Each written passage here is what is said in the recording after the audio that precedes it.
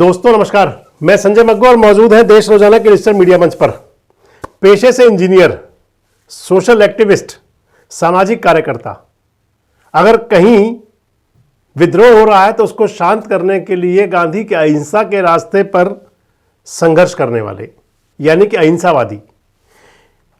24 सितंबर को जब हिंसा हो गई थी लद्दाख के अंदर तो अपील की थी कि हिंसा का रास्ता ना चुने। 26 सितंबर को बड़ा प्रदर्शन हुआ तो सरकार ने राष्ट्रीय सुरक्षा कानून एनएसए लगाते हुए गिरफ्तार कर लिया। आपसे मैं बात कर रहा हूं सोनम वांगचुक की। सामाजिक कार्यकर्ता रहे हैं, इंजीनियर हैं, सेना के लिए उन्होंने बंकर बना दिए थे, यानी कि देशभक्ति की भावना से ओतप्रोत। लद्दाख के अंदर युवा जो है अपने हकों की लड़ाई के लिए सड़कों पर आ गया था।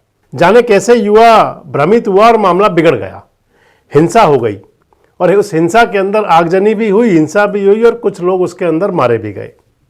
सरकार ने आंदोलन को दबाने के लिए या आंदोलन को काबू करने के लिए, आप कुछ भी कह सकते हैं, वहां पर एनएसए लगा दिया और एनएसए के तहत सोनम वांगचुक को गिरफ्तार कर लिया गया 26 सितंबर 2025 को और उनको गिरफ्तार करके राजस्थान की जोधपुर जेल में ले आया गया। वीडियो में बात आपसे सारी करूंगा, लेकिन जेल में रहने के दौरान 170 दिन जेल में सोनम वांगचुक रहे तो उस जेल यात्रा को भी, जेल का उनका जो प्रवास था उसको भी उन्होंने पॉजिटिव में यानी कि सकारात्मकता की तरफ चलते हुए उसका इस्तेमाल किया। जोधपुर की जेल के अंदर रह करके उन्होंने एक प्रयोग किया कि जेल की बैरक को आखिर ठंडा कैसे रखा जाए, ये इनिशिएटिव था और इसको लेकर के जो जोधपुर का जेल स्टाफ है वो उनका मुरीद भी हो गया। पेरेंटिंग कैसे हो बेहतर, यानी कि कैसे देखभाल बेहतर हो, इसका भी उन्होंने जेल के कर्मचारियों को बड़े अच्छे से और बड़े सरल माध्यम से समझाया। आज सोनम वांगचुक रिहा हो गए 170 दिन जेल में रहने के बाद में।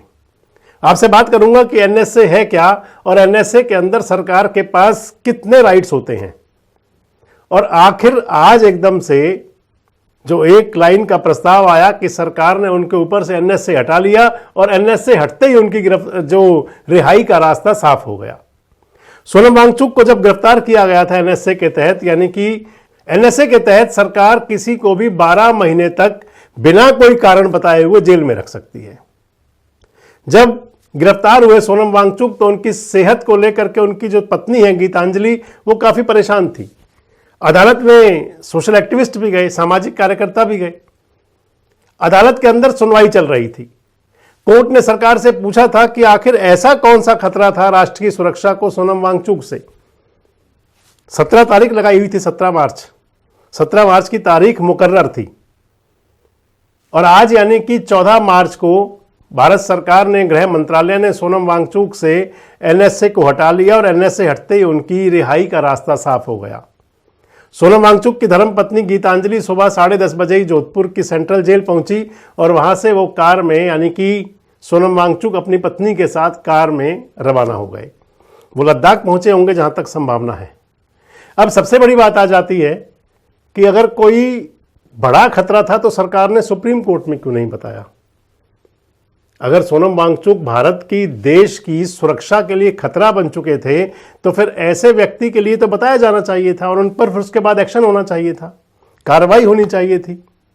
लेकिन 170 दिन बाद जब सुप्रीम कोर्ट की तरफ से इसमें सख्ती बरती गई तो फिर सरकार ने एकाएक एनएसए वापस ले लिया गया। अब सवाल आएगा कि 170 दिन जो उनके थे उन्हें लौटाएगा कौन। राजस्थान के पूर्व मुख्यमंत्री हैं Ashok Gehlot. Social media x पर पोस्ट किया है अशोक गहलोत ने। अशोक गहलोत लिखते हैं कि सोशल एक्टिविस्ट सोनम वांगचुक जी की रिहाई का समाचार सुखद है, परंतु यह प्रकरण केंद्र की मोदी सरकार की कार्यप्रणाली पर गंभीर सवाल खड़े करता है। यह कैसी विडंबना है जो सोनम वांगचुक कभी प्रधानमंत्री मोदी जी की नीतियों के समर्थक रहे। जब उन्होंने लद्दाख के हक और पर्यावरण की आवाज उठाई तो उन्हें एनएसए यानी कि राष्ट्रीय सुरक्षा कानून, इस प्रकार की कठोर धाराओं में बंधक बनाकर जोधपुर जेल भेज दिया गया। जिस व्यक्ति को कुछ माह पहले देश की सुरक्षा के लिए खतरा बताकर जेल की सलाखों के पीछे डाला गया, उन्हें आज अचानक रिहा करने की बात सामने आई, यानी कि उनके खिलाफ कोई साक्ष्य नहीं मिले। ऐसे में उनकी हिरासत के 170 दिन का हिसाब कौन देगा? उन्हें गिरफ्तार क्यों किया गया था? ये Ashok Gehlot social media x पर लिख रहे हैं। इसके अलावा जब तक सोनम वांगचुक हिरासत में रहे, यानी कि गिरफ्तार रहे, जोधपुर की जेल में थे, उस दौरान तमाम आंदोलन हुए, सामाजिक कार्यकर्ताओं ने आंदोलन किए। एक युवक उनसे मिलने के लिए गया तो उसको गिरफ्तार कर लिया गया। सीकर के सांसद मिलना चाहते थे सोनम वांगचुक से, लेकिन उनको भी मिलने नहीं दिया गया, राष्ट्रीय सुरक्षा का हवाला देकर के। तमाम प्रदर्शन थे, तमाम सब कुछ था, लेकिन इसके बावजूद सरकार अडिग थी अपनी बात पर, यानी कि सोनम वांगचुक को रिहा नहीं किया जा रहा था। और जब मामला सुप्रीम कोर्ट तक गया तो फिर एकाएक 2 दिन पहले, क्योंकि 17 तारीख को सुनवाई थी और 14 तारीख को रिहा कर दिया गया। क्या था सारा मामला? क्या वाकई सोनम वांगचुक राष्ट्र की सुरक्षा के लिए कोई खतरा थे? और अगर खतरा थे तो फिर उन्हें इस प्रकार से क्यों छोड़ दिया गया? और अगर खतरा नहीं थे तो फिर आखिर इस प्रकार से जेल में डाला क्यों गया था? कमेंट बॉक्स में जरूर बताएं। जुड़े रहें हमारे साथ, देखते रहें देश रोजाना।